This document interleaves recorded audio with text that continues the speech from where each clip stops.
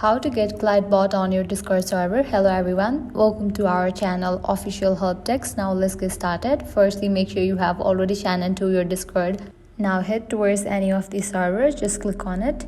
At the top you will find your Discord server name, and with that you will find this drop down. Click on it.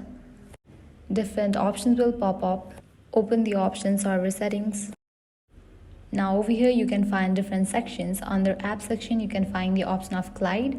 Just click on that option. Over here you'll find this option of enable Clyde. You have to toggle on for that option. With that you are good to go.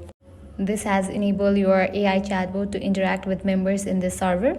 This chatbot can carry out a variety of actions such as notifying users about new messages, welcoming new members, and providing support to users. So this is how you can get Clyde bot on your Discord server. This was very simple and quick process. If this video was helpful to you guys, make sure to like, share, and subscribe to our channel. Thank you.